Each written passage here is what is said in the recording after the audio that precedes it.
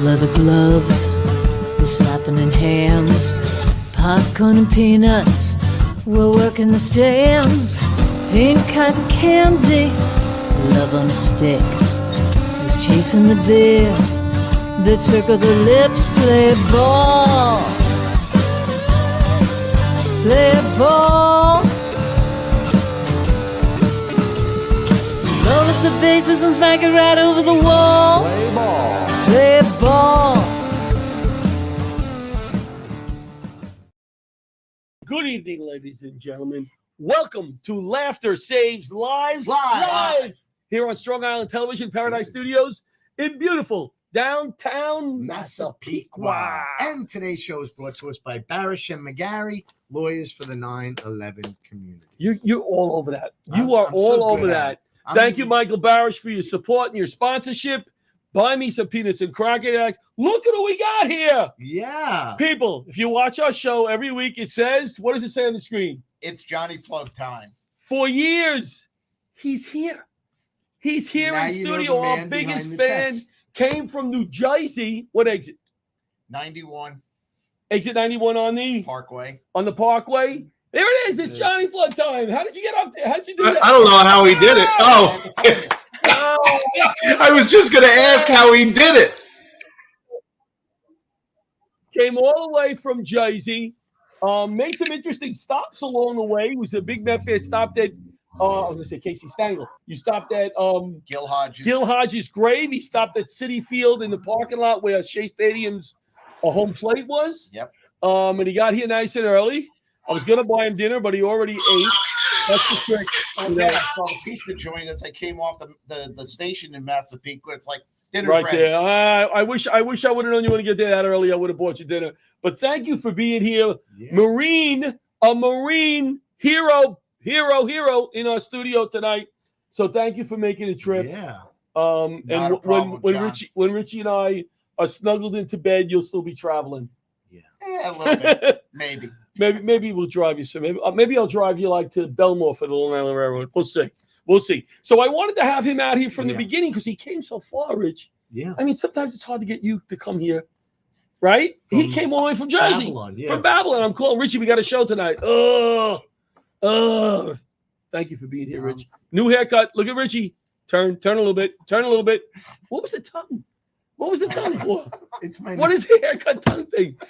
Beautiful haircut tonight, and here's why. It's Because not a haircut. it's a haircut. You had a haircut. I just moosed it back. If you watch a little bit of the show before us, we got the lovely ladies on, and last week they complimented Richie on his hair. Right. This week he came in all dolled up, got a haircut, and they were walking out the door and nobody noticed it. In the last minute, they turned around and said, I don't Richie, like it. What, you get a I don't haircut? like it. No, they did. They look at- And Richie was goes, like, oh, fluff it back up again. It looks too business like. they noticed. But now Rich you Walker with the I haircut. could go for the parts of the office manager.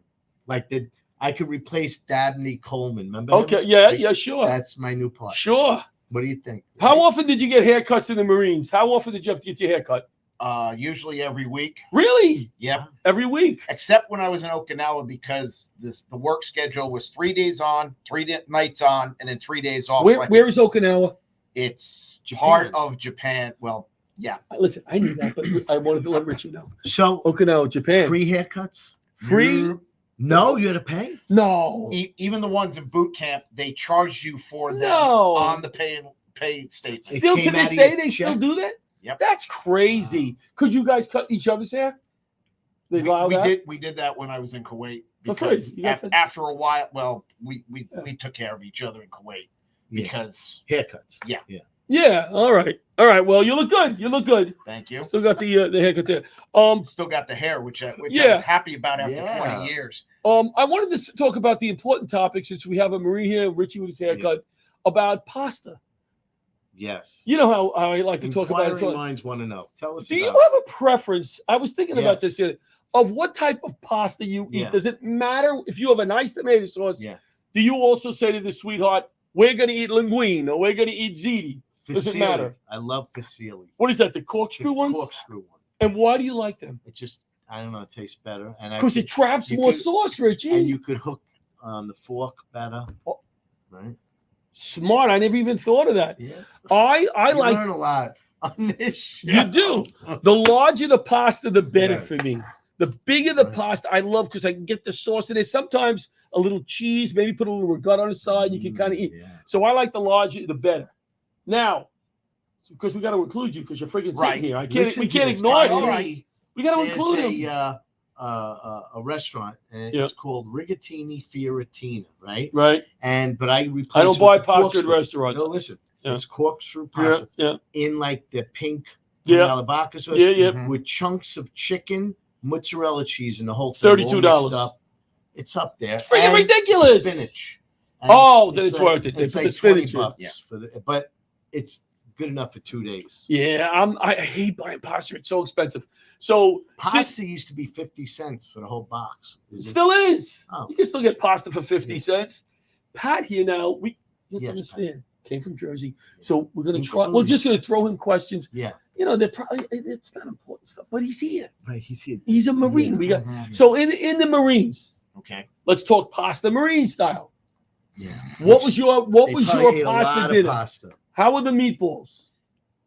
Terrible. You don't want to know. All right, but what kind of pasta did they? Was it always spaghetti? Yes, it was always Always spaghetti. Because Yeah, that was the easiest thing for them. sure. In the big vat, and yeah, they just throw it in with all the water and just boil it all up, and Sounds good. had no, it had no consistency. You know how you want it to be al dente? Mm. Not even close. No, I'm no, sure no. there's a lot of Marine chefs out there not happy by this. There aren't that many Marine chefs. chefs. There are cooks. Cooks. Oh, I got you. And Cooks. trust me, most of the cooks will agree with me because they know what it's like. They have to make it for everybody in the chow hall, Right. and after a while, it just goes. And probably But not you the get used to highest it, right? grade Yeah, of ingredients, right? that's true too. The sauce was probably not the best. I Very think- liquidy, you I said? think I'll go no comment because of All right, some good. of the things I saw on mess duty. All right, yeah, we don't want to talk about that. That's our heroes where we're feeding over there. Big news for Laughter Saves Lives. Yes. Pretty big news. I We agree. work hard at this foundation trying to get publicity or whatever. We've been invited next Friday to go to the 9/11 Memorial Wall in Brooklyn, where they have pictures of every firefighter that was lost on 9/11. They have a little ceremony. Then we are going onto the field, Laughter Saves Lives, and carrying the American flag, Unbelievable. and then A to the banner. ball game. No banner? No banner.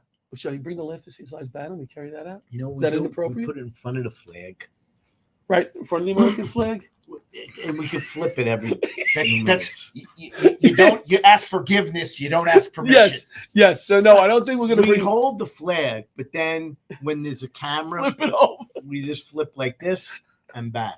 No, you know what? Though we are going to be wearing Laughter Saves Lives shirts Oh, yeah. with the hydrant on the back. We hope, and Laughter Saves Lives Foundation. So we're very excited. Yes. Thank you for the invitation. I'm We amazing. got John Santo going, Rich Walker going, my son, my daughter, the girls from the previous show, Bridget and Roseanne. We're gonna have fun. We're gonna have a good time. Yeah, that's not the fly. That's not the fly. We don't have a fly for it. You want to? And John, let me ask you a question. Where did we get those T-shirts from? Or where are we getting those T-shirts from? Who is printing our T-shirts? Our wonderful owner of Paradise Studios, Bobby, is making T-shirts. He has two businesses, and he does T-shirts. If you need T-shirts, great job. This is the place. And he's making them Yes. quickly. He's making them right now. By the end of the show, we'll throw them on. All done. Yeah, we're going to put them on. We're wearing Speedos and the shirt to be noticed at the game. Yes. Carrying the American flag in your Speedos. Let's see. A big golf out. Oh, and then what are we doing Thursday? I think it's important that the comics from Laughter Saves Lives understand how we were born. We were born from 9/11, right? Next Thursday, Rich Walker, John Santo, and I think Roseanne might be going. We're going to the 9/11 Memorial and Museum. They've never been. And I think we're getting some special treatment. I don't want to tell you yet. Oh, yeah. But we may be getting some special treatment and a special tour, so we're excited about that. So thank you for coming with me on Thursday. Yes. I'm so sorry to surprise you with that today. I said I'm going. You're like, Oh. And then you were like, that sounds like fun. We'd like to have you. Yeah. I didn't realize The way he did that. We'll sneak it in. We'll sneak it in. You may have to stand outside until we're done with the tour, but you'll see a lot from out there. So, I was listening to the ladies before. They were talking about some kind of airplane stuff or whatever. Yeah. And I just wanted to tell a quick story. Did you ever miss a flight? Like just miss a flight? No. Not even in the military, miss a flight. No. Oh, you don't want to miss a flight in the military? No. I was at the airport. I started teaching for Homeland Security, and I had to go for training at Louisiana State University. Yeah. And I had to take a instructor methodology class. First time I'm meeting everybody, the bosses, the other instructors. I get to the airport, and here's the gate right by the front there, right over there, the gate. And I'm there early, nice and early, sitting, relaxing. And my son had just started college, and I wanted him to get a job to pay for some of the stuff, right? Get a little job. So I call him and I go, hey, did you go to the Olive Garden today? Up there he was with Marist. He goes, yeah, I went up there. He goes, I had to fill out an application. They told me it would take 2 hours, so I left. I go, excuse me? What do you have to do? What do you mean take 2 hours? You didn't say, no, now we're going back. Are you crazy? I'm screaming and yelling, right? He's screaming and yelling. I hang up the phone. Well, I don't hang it up like that. I hang up the phone. I look up, and there goes the gate, closing the door. Wow. And I'm like, I run over, and I go, ah! The next plane was the next morning. I walked in with my luggage to the instructor methodology class late my first day. Would they put you on the next flight? That was the next flight the next day. There's not a lot of flights going into Baton Rouge, Louisiana. Right. So they asked me, and I go, oh, there was a cancellation, hoping they would never look it up or whatever, Well, now they know. So here's what we're going to do. We're going to go to break, and we're going to come back with our first guest. He's here. Pat McDonald. Continue with Pat a little bit.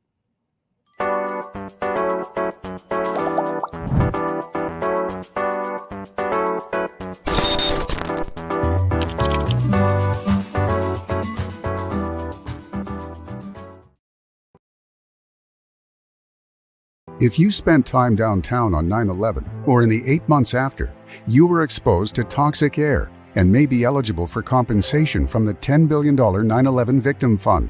But most people who qualify still haven't claimed what they're entitled to. I worked downtown. I didn't die. I was an office worker. I felt like there were others who deserved the money more than I did. A major reason people haven't claimed the money they're due is guilt. They feel guilty claiming funds when others died or were first responders. I heard there were 9/11 funds, but because I wasn't a first responder, I did not apply. You do not have to be a first responder to qualify.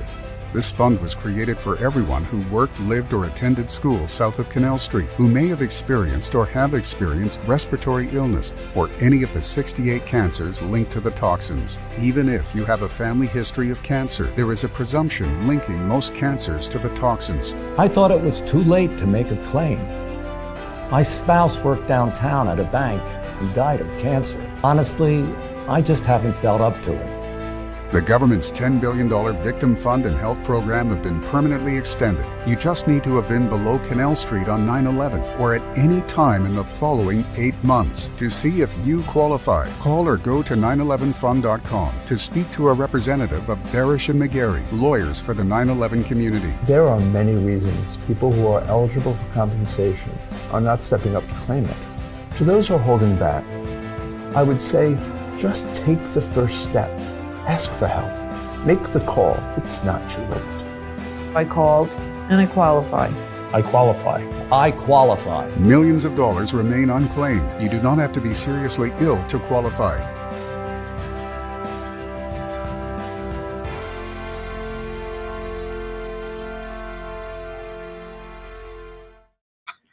And we're back. Look at this. Look at this already with Bobby. Bada bing. You like that? Wow. That was fast. All right. Let's do some pickleball. Wait. Let's do some pickleball.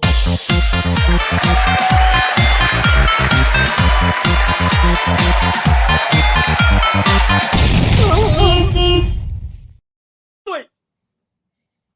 Pada ping. No, I just spoke to you. weekend, Laughter Saves Lives team out in the league. We went 4-1. We are in 6th place. We moved up to after the first week of me with my knees. They're just getting used to the gel injections. I was tired. I was exhausted. Just stand in one spot. No, we don't. Bada bing, bada bing, bada bing. But I had one problem. We played 2 young ladies in their 20s, extremely athletic, extremely good. I played my hardest. Right. Sometimes I'll play a player with a man or woman who aren't that how good. were the women? They were good. We beat them 11-9, but I think they were a little upset that I hit the ball a little hard once. And I felt bad, but they were good. You know what I mean? I played my hardest. So I'm going to have to talk to them this week and make sure everything is okay. I'll tell you, want to know a little tip? 6th place. Trick. You want to win every game? Yeah. When you're playing, repeatedly go, like taking candy away from a baby. Yeah, they love that. And just keep jamming. Yeah, they love that. Oh. Let's see a flyer or two. We got a flyer or two. Flyer or two. No flyers, nothing. All right. 11/22 is our gala. Please put that on your calendar. Almost Gala. Big comedy show. Yeah. Fundraiser. We're looking for sponsors. We're looking for raffles. So be there. All right. Hold on before you get into it. So, and I think I told you this the other day, John, when we talked about Pat being on.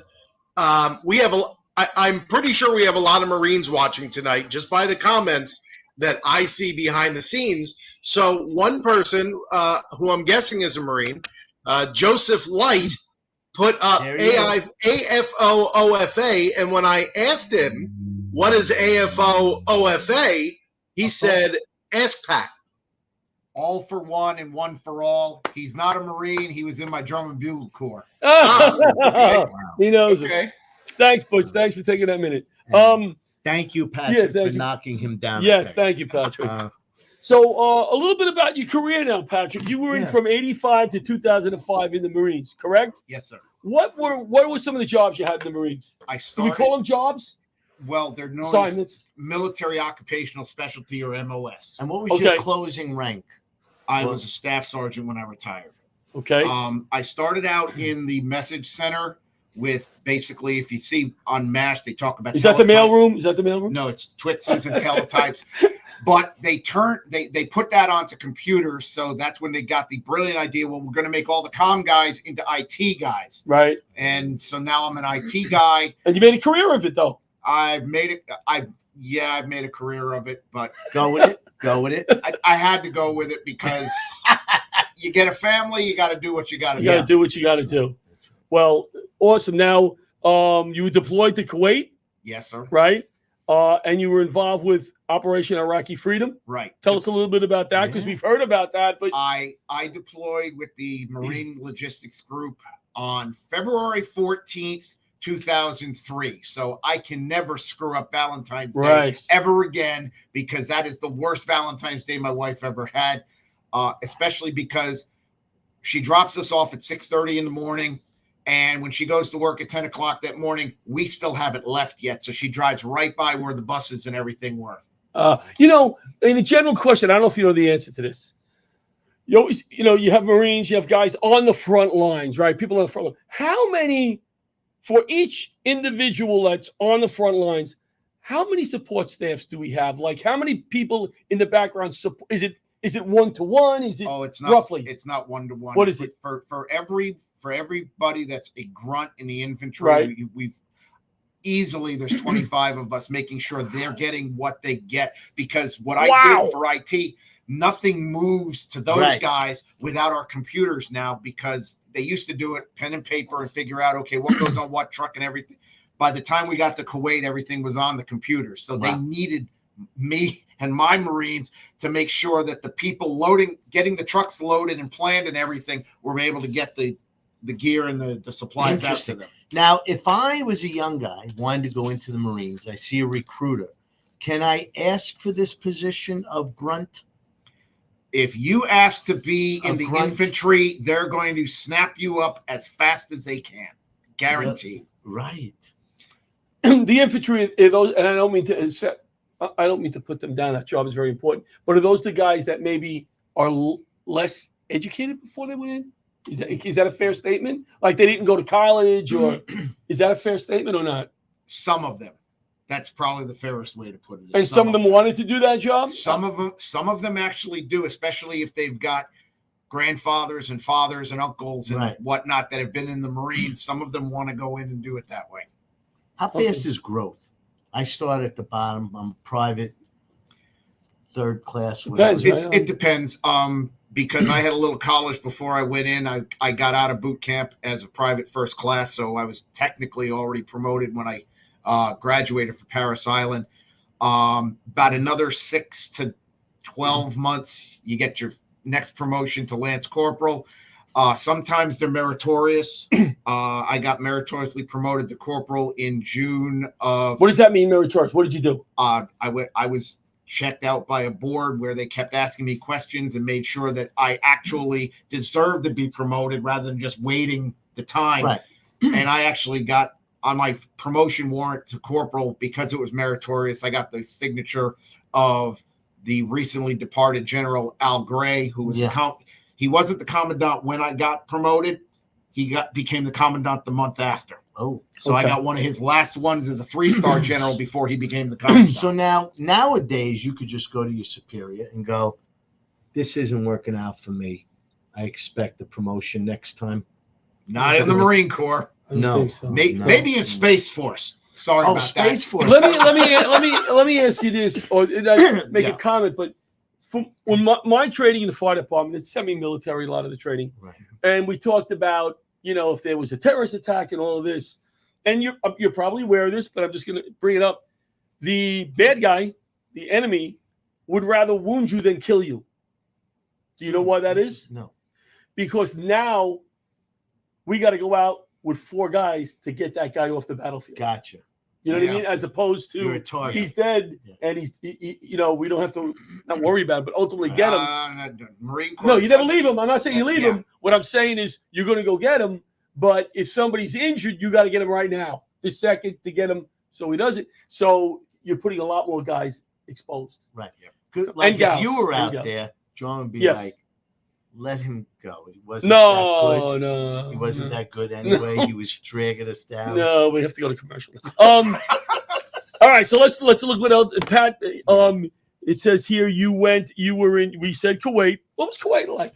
Hot, right? We were in the middle of nowhere. What's nowhere? The desert? Yeah. Okay. Honestly, the only thing that we could see was the plume from a petrochemical or refinery that was probably about 10 kilometers away. How far is kilometers for us? Probably about at least 6 to 7 miles. Okay. Right. And we had a berm surrounding the camp that inside the berm, because they wanted to make sure we didn't do anything stupid inside the camp, you could not have the weapons loaded inside the camp. Interesting. Really? Got outside the berm, that's a whole different story because we didn't know who was on the outside when we were going into Kuwait City and to get the supplies and bring stuff back and Gotcha. whatnot. Patrick, you're giving away a lot of secrets. No. Is it's there not that any way. interesting Wow. any interesting stories that you can tell us? Oh yeah.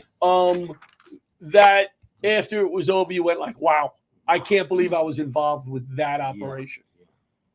That you can tell us. I know there's a lot of stuff that Like you. a series of computers going down. Well, to be honest, I'm the kidding. one time That was that terrible. I had to drive from the camp to Kuwait City. Yeah. And at that point, we were not supposed to have. I mean, we would put the magazine and load the weapon, but we weren't supposed to chamber the round. I was the one driving my lieutenant with me, and as soon as we got outside the berm, I had my pistol on my lap. I picked the pistol up, I chambered the round, and I put it back down. And the lieutenant's like, "I think that's a good idea." Yeah, I would think so. Because this was also after the time where we had a couple of the DOD contractors get ambushed at a traffic stop. I'm sure most people know what DOD is, but just tell us. Department of Defense. Thank you, because there's a lot of abbreviations they use. And And- other outside contractors as well, right? Yes. That's what the Department of Defense contractors are. They're outside companies. Or? Yes. Yes. Wow. In fact, I work for one right now as a subcontractor down near Joint Base McGuire, Dix, Lakehurst. So you're still attached. You're still attached to the. I am. military. Of course, the company I work for actually found me. I didn't actually go out there looking, and somehow they found me on Indeed. Next thing I know, I'm working for a Department of Defense contractor. So you retired from the military. What year was that? 2005. What was your first job then after the military? I was an IT contractor down in Florida. For still military related, right? No, well, kind of. It was actually refreshing the computers, the Dell computers that they were using at Northrop Grumman in the Orlando, Florida area. Okay. Interesting career. Very interesting career. Now, I'm going to put Butch on the spot. Don't bring Butch back. Don't. But they actually let Butch in the Pentagon when I was recognized as the 1996 Joint Staff Service Member of the Year. Wow. I did not know this. John isn't going to try to pronounce, but General John Shalikashvili, who was the chairman of the Joint Chiefs. I could have pronounced General Shalikashvili. Could have did it. Personally recognized me. Butch was a witness to this, so he can verify that it actually happened. I was the first Marine that got recognized. Wow, that's unbelievable. Unbelievable. It was so amazing for me. First of all, I mean, civilians don't really get to go to the Pentagon. I mean, it's one of the most secure buildings in the world. And just to see all the different branches of the military walking around, and you'd see Green Army and blue, is the Air Force, and see these two with lots of ribbons and decorations, and you see these guys walking together and talking. But I mean, Pat, tell him who gave you your award, Pat. I said it was General Shalikashvili. And the funny thing was that Admiral Dennis Blair, who eventually became Director of National Intelligence, recognized me when I was just Service Member of the Quarter. And he's walking down the E-ring hand in hand with my daughter, who was 3 years old at the time. E-ring? E-ring is the inner ring? There's 5 rings. 5 rings. The E-ring's the outer one. And how many of those were penetrated on 9/11? Was it 2 of them? I believe it was actually 3. Was it 3? Yeah, and I'm not sure about that because I know that section they actually took down all 5 rings and rebuilt. I have to get down there, but I was at the. Are you allowed to? If you are active, they will have a memorial park on the outside. Right. They have a memorial they park. Have the memorial outside. I believe they've started allowing tours of the Pentagon again. Wow. Because before 9/11 they did. Oh.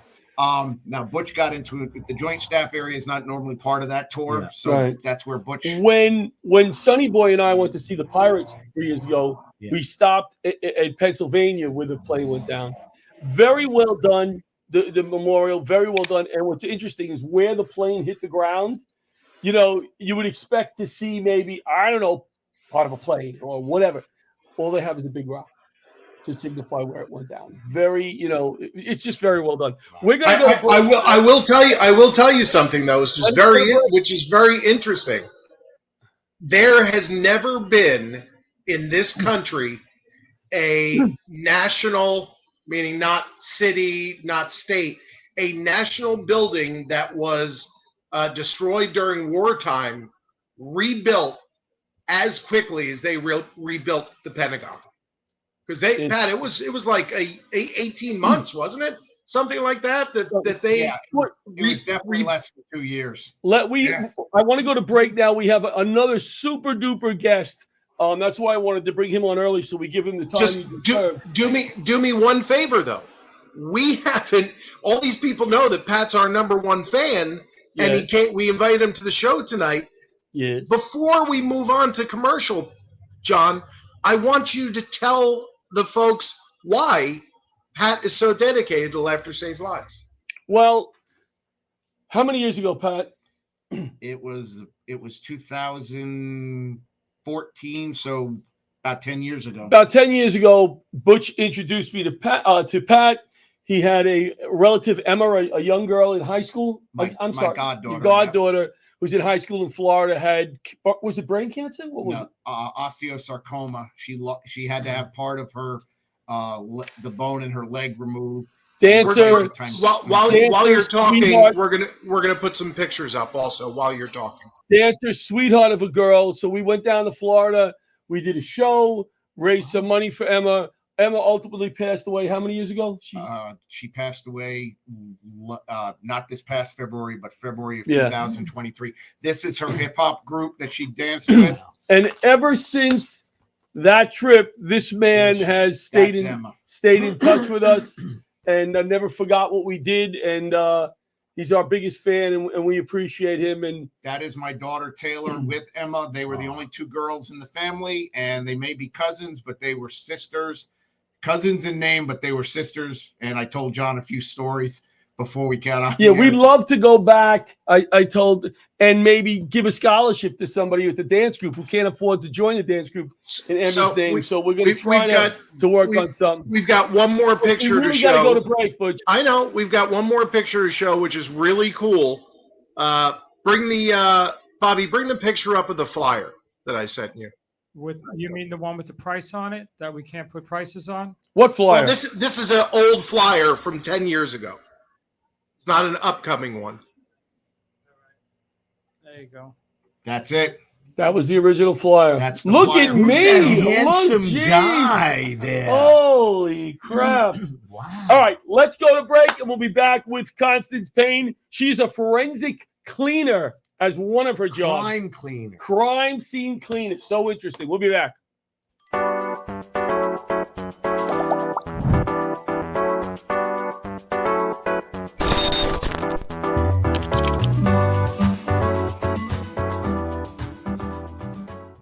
Hi, I'm Arthur Lee, founder, CEO, and inventor of LifeVac, a simple rescue device that can save a child's life in a choking emergency.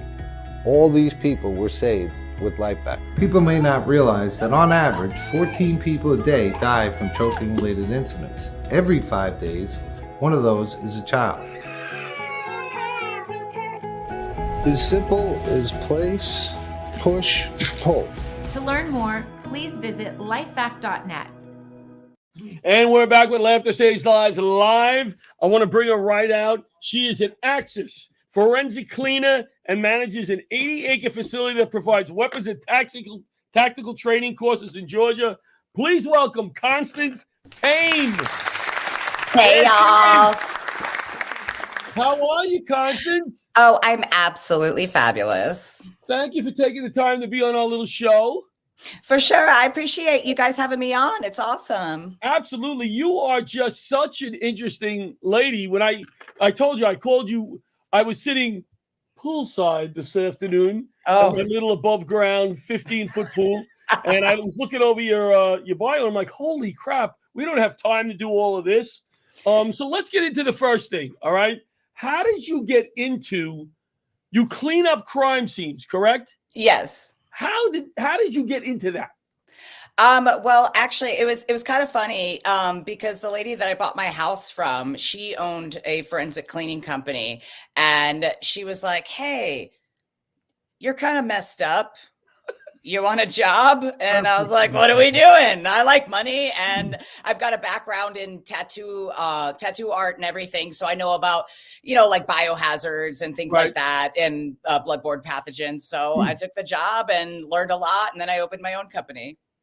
So now, who calls you to clean up a crime scene?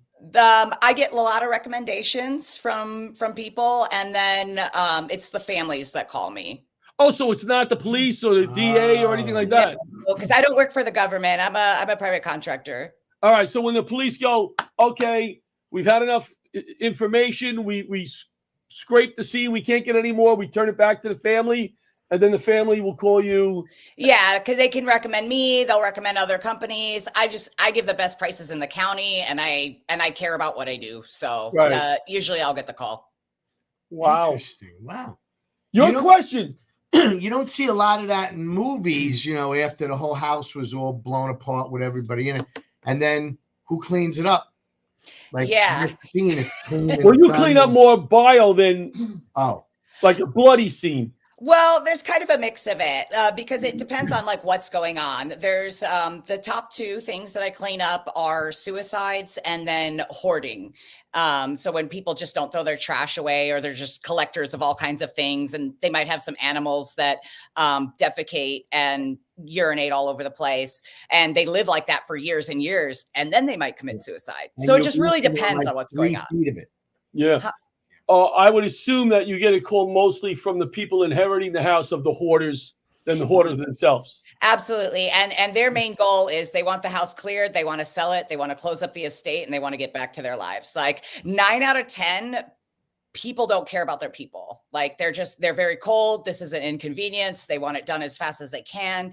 And and that's sad to see. And that 1 out of 10 that I do see people caring about their people, like I did this past week, those are the hard days for me, because I'm a very empathetic person, and so I feel that, and it's a lot easier to emotionally close myself off when other people don't care, even though I most definitely do.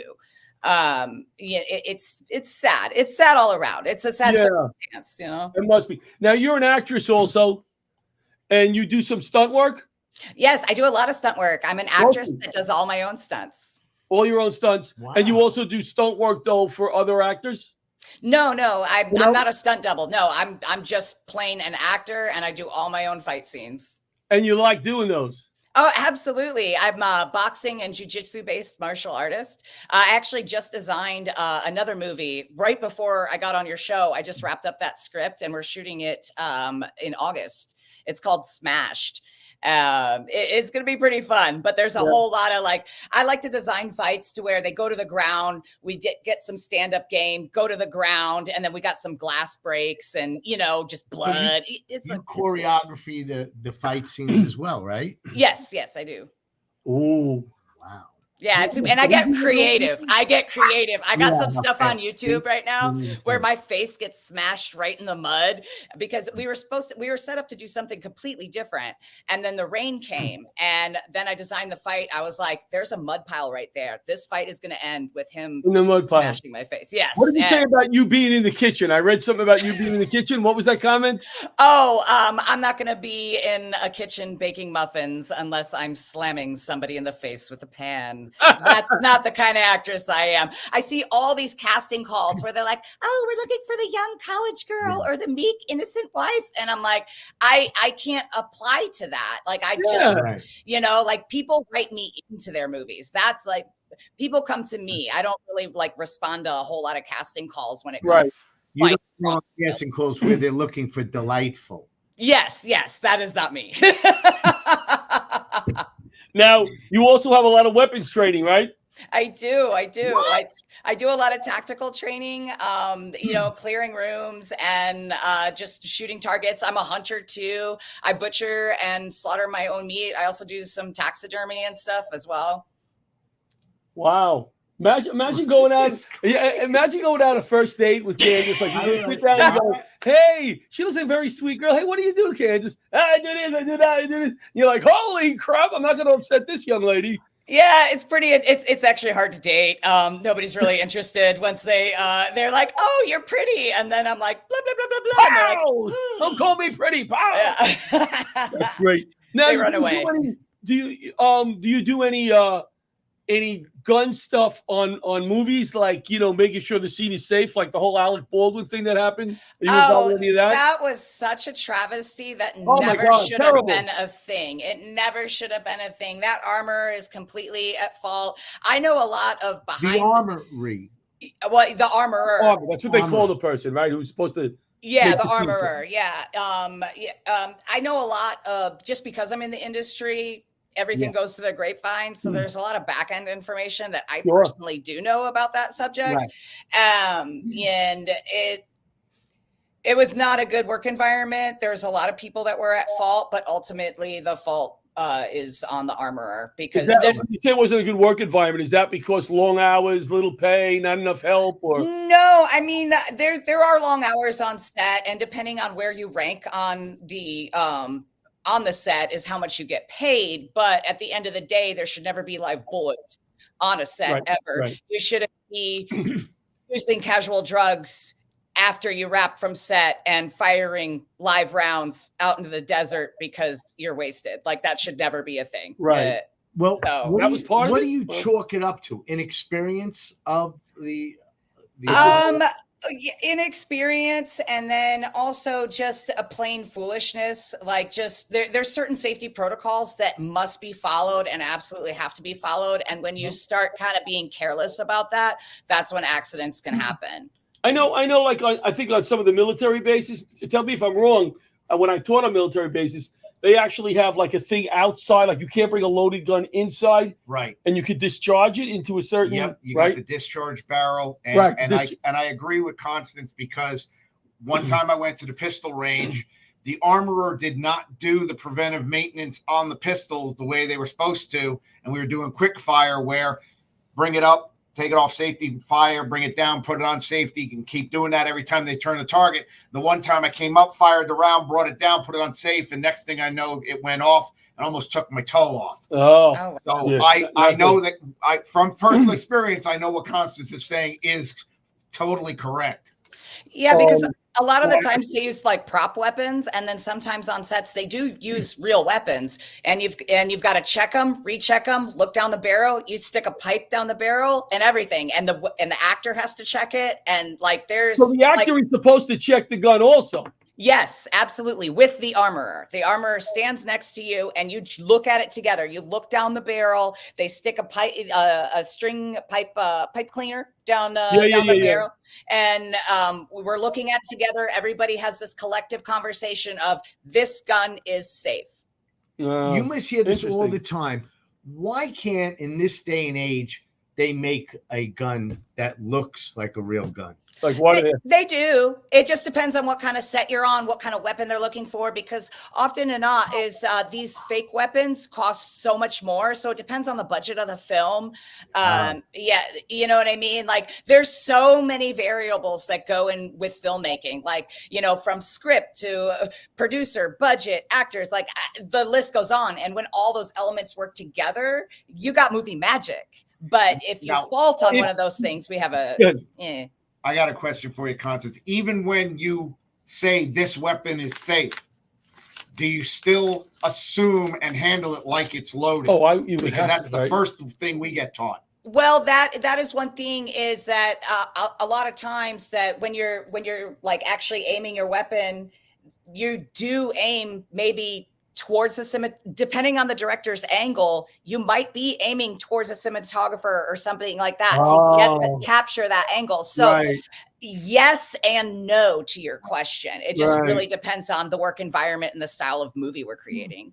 Is there any work that people can find you? Like if they went on, is there anything that we can find you in a movie or? Oh yeah, check out IMDb or my website, and it'll take you to a bunch of reels, a bunch of movies I've been in. I think I'm like 30. I've got a pretty good IMDb ranking. We're gonna check it out. Hold on one sec before you go, because I do have a question for Constance. Getting back to the work that you do, let's say, and I know because I've watched your stuff and we've spoken. You've got a bad murder scene. There's blood everywhere. There are body parts everywhere. When the detectives are gone, when the scene is wrapped up, when everything's done and you go in, do you have a like ABC? This is what you do first. This is what you do second. Do you just grab everything and does it go into a proper disposal? How do you do that? And Butch, just so you know, Constance, we have a minute. Okay, yeah. Well, the first thing I do is I do a sanitary fog throughout the environment to sanitize the situation. And then it's basically like if you're building a house and then you do deconstruction on a house, what's the last thing that you put in? So I start picking up whatever it is that is like, you know, a thicker piece or, you know, the very last thing that happened and working my way back. All right, cool. Well, we could have you on another day because I'm sure there's a whole bunch more stories. Oh, totally. Thank you so much, though, for coming on and sharing what you did. Very, very interesting. Constance, give us your website. Oh, www.constancepayne.com. Got it. Thank you so much. We're going to go to Thank break, you. and we're going to be back with the very Thank you.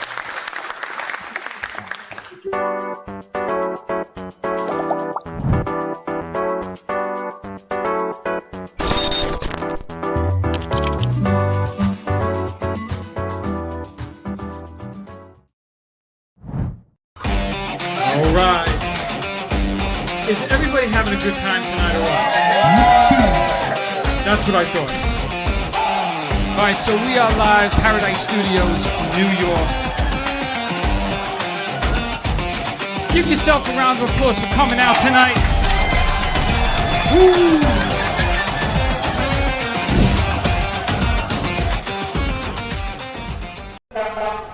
I saw the market was down today.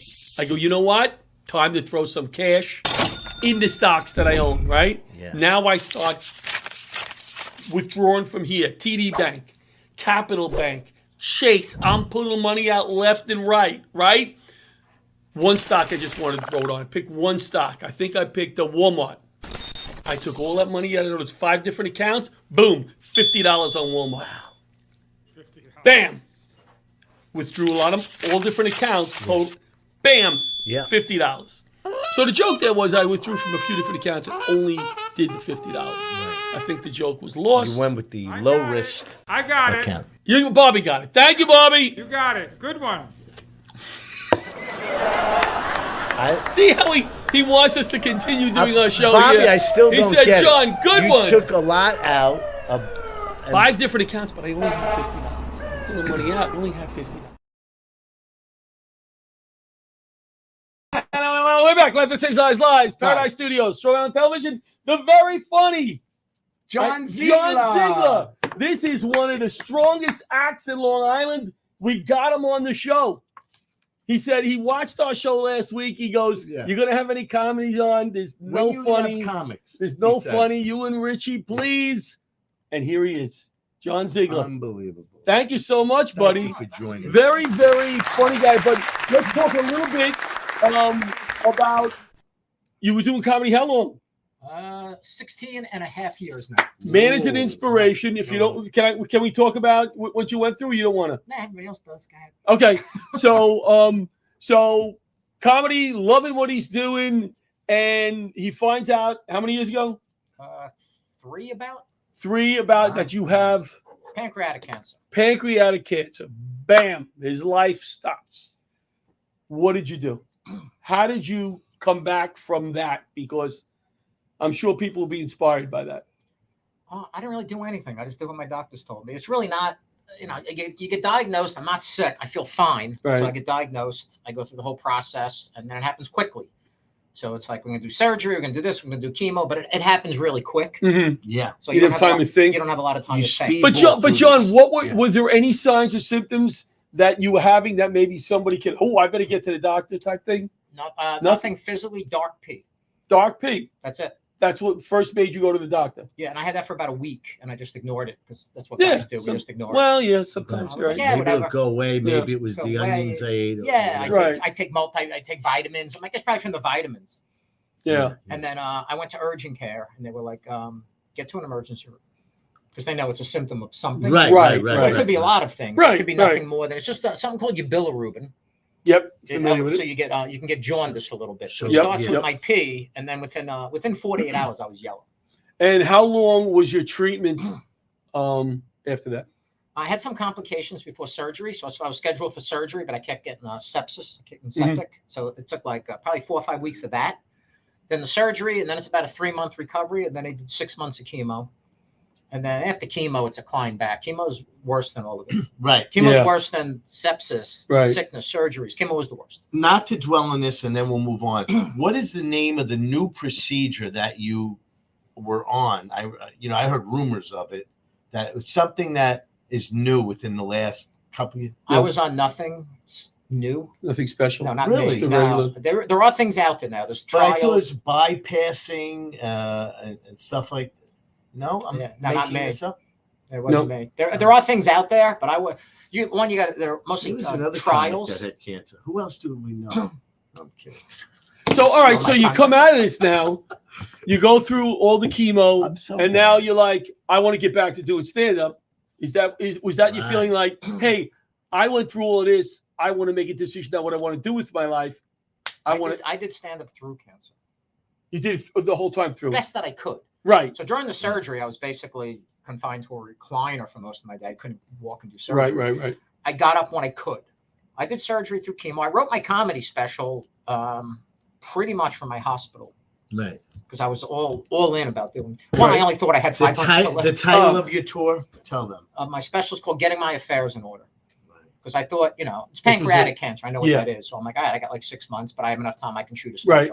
I wanted to get my special done. And can you give us, I don't mean to put you on the spot, some of the yucks that were in that special? Can you give us a few of some of my greatest cancer hits? Yes. Yeah. Some of your greatest cancer bits. I talked about my journey. I didn't really write cancer jokes. I did it chronologically. Like, this is how I knew I had cancer. I went to urgent care. Then I had to get an MRI. So I have jokes about MRIs. They do a biopsy. I wrote jokes about the biopsy. How people treat you when you get cancer. The things people say. Like what? Like what? Tell us. Because everybody knows somebody. Right. Yeah. That went through it. So I do a joke about every time I come out, people will be like, John, I work with this guy. His sister works in a hair salon, and the shampoo girl there, her uncle, he had what you had. And I'm like, really? And they told me he had 6 months to live. And you know what? He lived a year. And I'm like, that's a horrible story, right? That's not a good. Right. And that whole lengthy story just took 8 minutes out of your 8 minutes. Yeah. I'm in dog years. 8 minutes is a long time. Hey, move this story along. I said I have 6 months. That's funny. You could use that, by the way. So what else? What else did you talk about in this special? I have some jokes that it's funny because I have jokes I really like, and I know I've been doing these for a while. Right. I'm in front of regular people. It's not like it's one thing if I'm going to like a cancer benefit and they understand I'm the cancer guy and I'm going to talk about this. They're prepared for it. But I just did like the Hamptons on Friday night. I was at a show in West Hampton. Right. And I did all my cancer jokes, and I'm like, well, here we go. And they were really into them. But I have a couple that I don't always hit, but I really like them. Like I have one about holistic treatments. Yeah. Like I'm not a holistic guy. Right. But when I come out of everybody's like, come out of the hospital with pancreatic cancer, they're like, have you tried turmeric? I'm like, yeah, it's a little past turmeric. Like this is not a tumor. So even the hospital, hospital gave me a book called Chris Beats Cancer. Or recommended this book. It's a famous book about a guy who got cancer. He juiced it organically. Supposedly he beat his cancer. So I do a joke how I got it. I was open-minded when I read it. It was a really good book. And I just ordered his second book. It's coming out shortly. It's called Chris is Riddled with Cancer. That's really fun. I didn't know if that was a joke for a minute. And people get 10 people. I get a little groan on that one. I just hold in the pocket. The third book is Chris's family tells us about Chris. It's so people groan on that because there are people very into holistic stuff. That's really funny. Yeah, but you know what? You being went through it is a little better than Richie or I telling it. I smile very hard when I tell it, so it kind of lets them know, like, I'm kidding. Yeah, just kidding. Yeah. But I tried to write from my heart what I was feeling when I was going through this. Like there was a realization. Rich is around. He's around the clubs. He knew me then, so they did a GoFundMe for me. Yeah. Which is very embarrassing if you've never had that. It's very humbling. Like, you dropped off checks for me. I left them at the club for me. Like I remember what everybody did for me. But it's embarrassing. People having to give you money. But I had medical bills out my ass. I couldn't work really. I was making no money. Right. And, you're overwhelmed. Right. So I felt bad about myself because people were so nice. Like if I showed you the cards and letters I got from people I met once, like 3 years ago at an open mic, and they sent me not just the hey, get well soon, like paragraphs of things they wrote about how they met me. And I just wrote, here's a check. You just wrote, here's a check. Yeah. Feel better. Here's a check. Which I appreciate because most of those other cards, I'm just kind of like, nothing. On the long letter, right? Oh, this is nice. Where's the friggin' check? Where's the check? All right. So I did write this joke that I felt really bad about myself. Because of how nice people were. Right. So I say, people that hate to GoFundMe, they raised a bunch of money for me. They wrote me beautiful cards and letters. I had friends who called and checked on me every day, and I felt kind of like a piece of crap because I knew if they had cancer, would I be there? On your own. Like I'd send an emoji. I'm not a monster. Like send a letter. You'd send a letter. But sure, people made me like my neighbors cooked lasagna. Wow. Oh, that's nice. Steps, like, that's nice. Quilts. Like the AIDS quilt, they made me the John Ziegler quilt. Oh my God. That's like all the pictures of your life on. You know what? No joke. My wife, my apartment is a little bit of a memorial. Oh, is it? Still? Because we weren't married then. Right. I got engaged after I got sick. Right. I thought I was going to have to be married like 4 months. I didn't realize Right, I was going right. to pull out of this That's, young that's, guy. that's how she felt too. And she loves you because she knows there was no insurance policy. There's nothing. She was getting Right. Oh my God, he's getting better. She made me a blanket off like Shutterfly, and it's just 20 pictures of me doing stand up, like on the blanket with microphones and at the club. So I have a. Is it kind of creepy? It is. I lay we have about 30 seconds. When I'm under the blanket, on the couch, I'm under the blanket. Sometimes I call it the Shroud of Ziegler. My face is all over it. I'm just like this on the couch. So you know what you experienced? The actual fine line between comedy and tragedy. It's right there. Yeah, I was on it. Yeah. John Ziegler, as you can see, he's a funny guy. He is doing 11/22. He is headlining. Richie's just finding this out. Richie thought he was headlining. Oh. He is headlining. I'm hosting. You told me I was hosting. Well, you're just serving the lasagna now. We had a Richie John, but John is going to be on our Almost Gala 11/22. Come out. This guy is funny. You haven't seen anything yet. And where do you want to plug? Where are you what are you going to be next week? How do we find you? This Friday night, I'm going to be in Ocean Beach with Dennis Rooney and Chris Roach at Fire Island. Oh, what a show! What a show! Solid. Thank you. No, thank you guys. Thank you, Pat, for coming down. We'd love to have you back. Do a little more time next time. Thank you to Candace. Thank you for Butch for not coming on 5 more times. We are going to be back next week. We're going to Coney Island on Thursday and Friday, and we are going to the World Trade Center Museum on Thursday with you guys. Good night. We're going to the diner. Thank you. Laughter Saves Lives Live.